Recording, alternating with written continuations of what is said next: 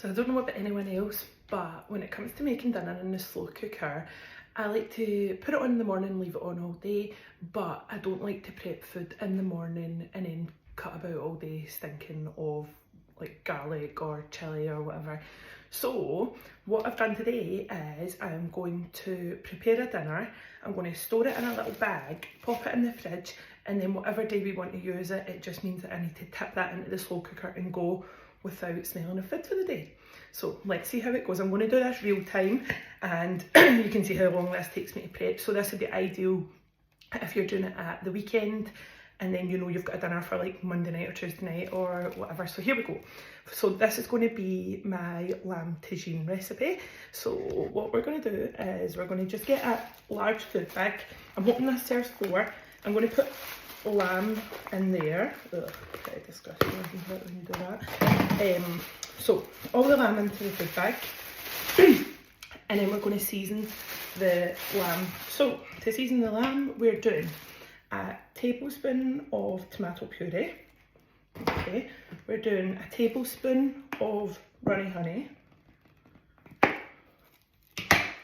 We are doing a tablespoon of lemon juice, nice and sharp, and we're going to do a teaspoon of garlic, or you could do 1 crushed clove of garlic. Okay, so we all know that it's, when we say a teaspoon, it's actually a little bit extra that we put in. Then we're going to move on to spices. So ground ginger, 1 teaspoon, approximately. We know I'm very approximate with my measurements. Ground coriander, 1 teaspoon again, ish. Cayenne pepper, 1 teaspoon.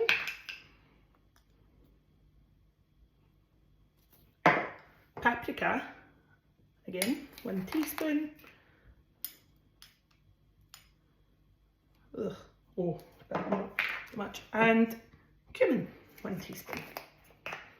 Okay, so that gives us a lovely seasoning on our lamb. And what you could do is you could just stop at this point and just throw your lamb like this and marinate it in the fridge. So what I'm going to do is rub it, get the flavours all across the meat, but I don't want to put this in the fridge right now. I want to make sure that I've got a complete dish ready to go. So the next couple of ingredients are going to get added into. I'll put you back on the lamb and you'll see. Okay, so next up I've got some frozen chopped peppers. I'll just put some of them in. So probably enough for like 1 pepper.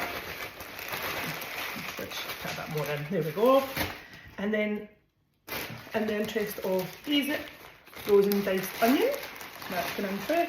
Enough for, whoops, oh, that was quite a lot, but that's quite a lot, but onions are my favourite food, so we'll just go with that. So that should be enough for 1 pepper and 1 onion, or you can just chop that fresh and throw it in. And then we'll just get 2 more ingredients to go in, so we'll put that down there. So everything's in there nicely. Next we've got a tin of chickpeas.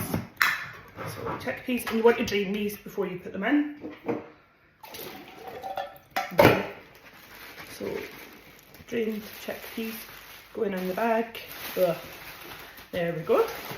And finally, this lovely tin of cherry tomatoes. I suppose you could use just normal tomatoes, a tin of normal chopped tomatoes as well, but I'm going to go with the cherry ones. I think they're nice and sweet and they're quite pretty as well. So throw these in. Oh, they look good. Now, if I just show you the bag now, you'll see that it's got all the lovely flavours in there. Okay. Now all I'm going to do is take the air out of this bag. Okay. I'm going to tie it near the top.